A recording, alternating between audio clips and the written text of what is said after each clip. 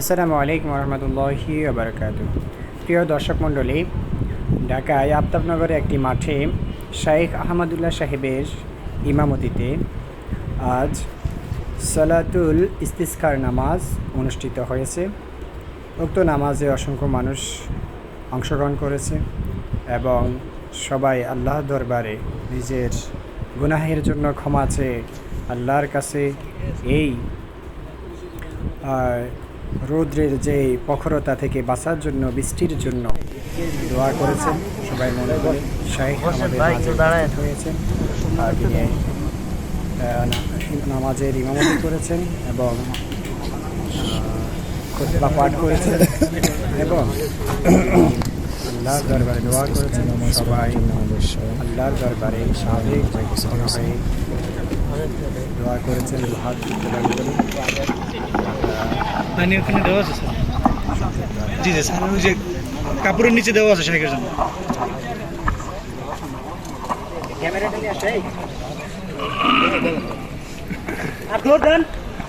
আলহামদুলিল্লাহ, ভাই সকল, আমরা এখনই ইস্তিসকার সালাত শুরু করতে যাচ্ছি।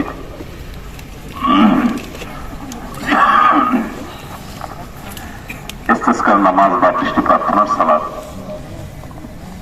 অনেকে জীবনে এটাই প্রথমবার, যার কারণে কিছুটা আমাদের এলোমেলো হয়ে যায় বা আমাদের জানার অসুবিধা থাকে। সেজন্য আমি ইস্তিসকার নামাজের নিয়মটা একটু বলে দিচ্ছি।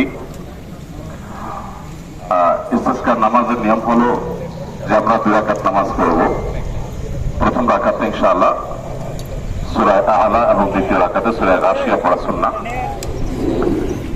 এই 2 রাকাত নামাজ আদায়ের পর খুতবা হবে। খুতবা শ্রবণ করব মনোযোগ দিয়ে। খুতবার মধ্যে বৃষ্টি প্রার্থনামূলক দোয়াগুলো থাকবে। সে দোয়াগুলোকে আমরা মনে মনে আমিন বলবো, মনে মনে আমিন বলবো।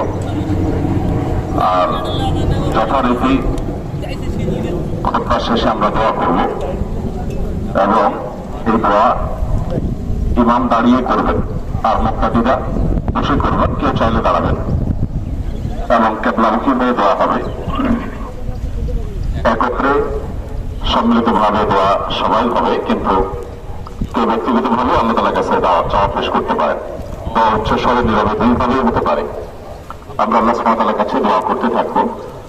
আমরা আজকের এই ইস্তিসকার নামাজে খুব বেশি মানুষ সমাগম হোক সেটা চাইনি, কারণ প্রত্যেক এলাকাতে আলাদা আলাদা ভাবে প্রত্যেকটা মাঠে মাঠে বিভিন্ন জায়গায় ইস্তিসকার নামাজ হোক সেটাই আমরা চাই। সেজন্য ঘোষণাও আমরা দেরিতে দিয়েছি, রাতে দেরিতে দিয়েছি যে প্রত্যেক এলাকার মানুষ নিজ নিজ এলাকায় উদ্যোগ নেক।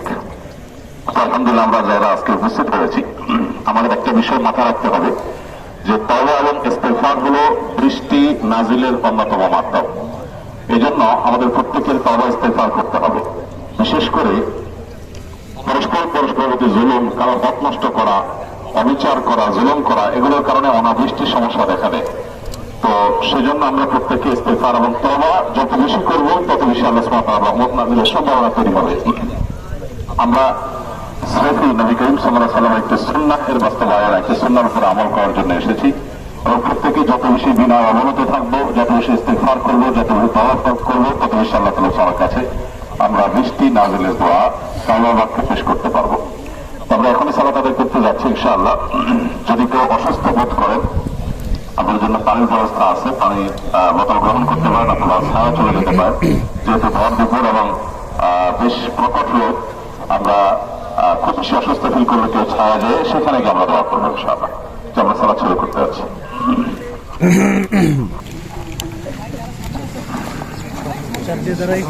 এখন ঠিক দাঁড়াতে হবে না। لعلكم ترحمون أيها المسلمون إن ربكم جل وعلا بيده ملكوت كل شيء وهو الغني الحميد يرزق من يشاء بغير حساب وينزل الغيث من السماء وهو الذي ينزل الغيث من بعد ما أن يلجأ إليه عباده بالدعاء وصدق.